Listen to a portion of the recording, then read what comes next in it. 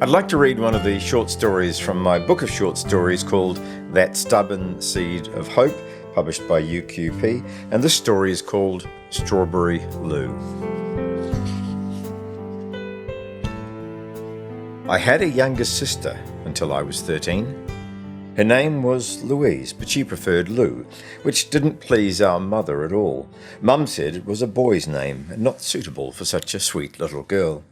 Lou called me Tickles, although my name was Ricky. She'd struggled with that name when she was younger, and even after she'd learned to say Ricky, she still preferred Tickles. Lou and I were close. She was my baby sister. I was her big brother. She was 3 years younger and liked girly things, which I made it my business not to like, because that's part of the job description. I also pretended not to like her, but I don't think I fooled her for a second. Our mum and dad were a bit, different from other kids' mums and dads. We didn't really understand that at first, of course. To us, our world was normal. But the more we saw of the outside world, the more embarrassed we were about our own lives. Other kids had TV in the lounge room. We had a small raised stage and would put on shows for each other. Other kids had Facebook and Instagram. We had conversation. Mum was an artist, Dad a musician. Neither had a regular job, nor did they want one. Mum always said that regular jobs were for regular people. She occasionally sold a painting through a local art gallery. Dad sometimes got a gig as a studio musician or helped out in the backing band when some rock star came to town. In between gigs, he'd busk in the park. Mum would sit next to him and draw cartoons of people. On weekends, I'd go with them and do face painting at $1 a pop. We were never rich, but we never went without a meal. We weren't regular. We were quite irregular. I've got a photo of Lou on my dresser.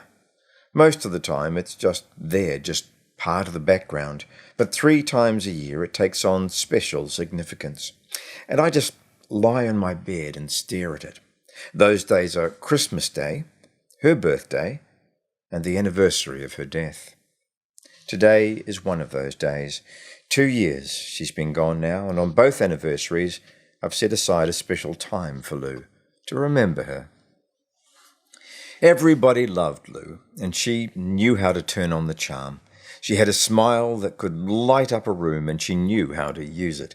She had eyes that sparkled like the surface of a moonlit lake, and dimples that you could dive into.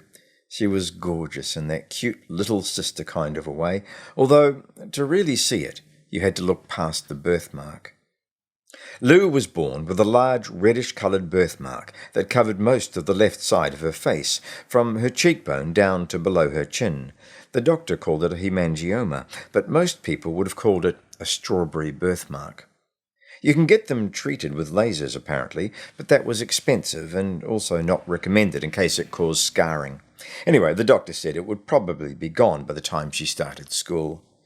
Lou didn't seem to mind the birthmark at all. To be honest, I don't think she even knew it existed until she was about 3, and then she just accepted Mum's promise that it would go away before she started school. It's so easy for adults to promise things to kids. We always believe them. We assume they can't be wrong, simply because they're older. I don't think any of her friends noticed the birthmark. I mean, they saw it. You couldn't help but see it. But I think they all looked right past it and just saw Lou.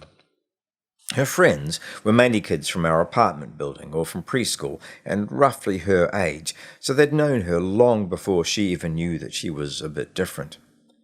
The first time that the strawberry birthmark became a real issue was the day before her first day at school.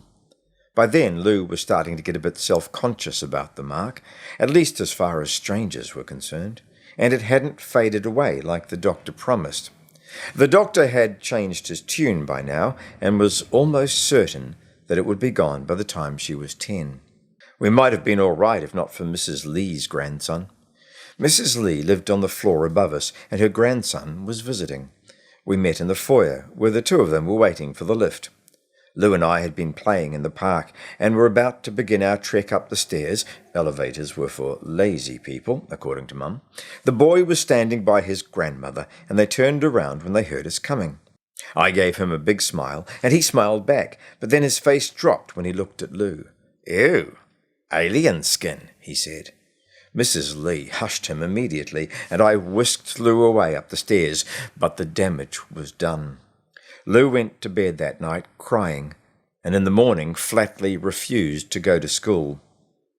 I remember my first day at school. It was probably the most exciting day of my life. You're no longer a baby. You're one of the big kids. You put on your uniform and strap on your backpack, and you're off on a whole new adventure.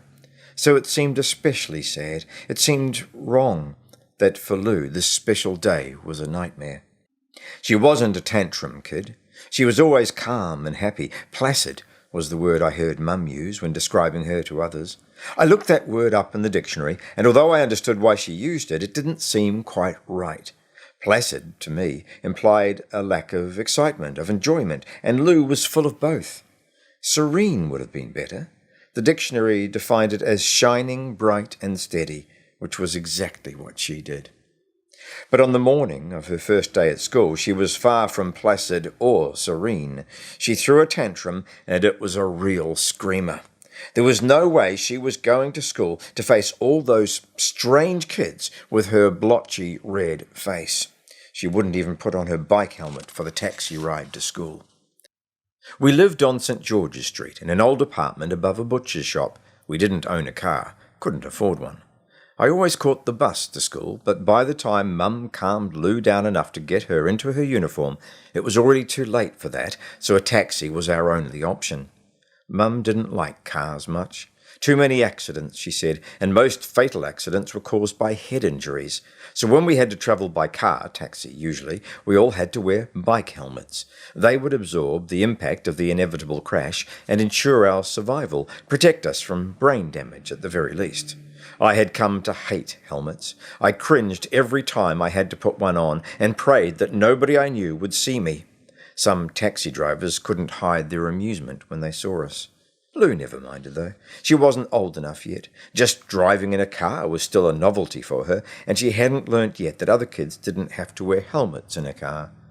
But this morning, there was no way she was putting that thing on, and no way Mum could make her. She twisted her head this way and that, and swung wildly with her chubby little arms, and if Mum did manage to clamp the helmet on the top of her head, she would have it off again before Mum could do up the strap. At 8:40, and on the verge of running late for school, I had an idea. I went to get my face painting kit. Mum put the helmet away, which calmed Lou down a bit. Then I sat her on one of the dining chairs and turned her strawberry birthmark into a big red strawberry, complete with pips, a stalk, and little bits of leaf. I showed it to her in the mirror, and she squealed with delight and clapped her hands. She put on the helmet herself after that, and we made it to school on time. Just. At school, Lou was not the weirdo she'd been so afraid of. Far from it. The other kids were all jealous that she had come to school on her first day with a big, yummy strawberry on her face. One kid even cried because he didn't have one. The teacher sat all the kids down and explained about Lou's strawberry, how it was really a birthmark, but Lou had felt sad and worried that they would laugh at her. But surely they wouldn't have been so mean as to laugh at someone just because they were a little bit different. Lou went to school with a little more confidence the next day, but still made me draw the strawberry. There must have been some phoning around among the mothers, because the next day all the kids in the class, every single one, turned up with a painted face. There were apples, oranges and bananas, a few flowers and a couple of butterflies. Nobody else did a strawberry, though. Lou was the strawberry girl, and they called her Strawberry Lou. I drew the strawberry every day for a week, but the following Monday she shook her head. "Don't want it," she said. The doctor was right about the birthmark in the end. By the time she was 8, it had completely faded, with no sign that it ever existed. Day after day, Lou had watched it shrink until it just wasn't there at all. That same year, my baby sister was diagnosed with leukemia. She told me herself she wouldn't let Mum and Dad do it. She sat me down and said she had some sad news. "You just found out that you're adopted." I tried to make a joke because I was already worried about what she was going to say. "No, but you are," she giggled. Then she told me the truth. They gave her chemotherapy, which made her horribly sick and made her hair fall out. but they were just going through the motions. You could see it in the faces of my mother and father when they came home from the appointments. Nobody expected her to live. Lou knew she was sick. At the age of 9, she understood that she was dying, but her serenity didn't desert her. She made jokes about it.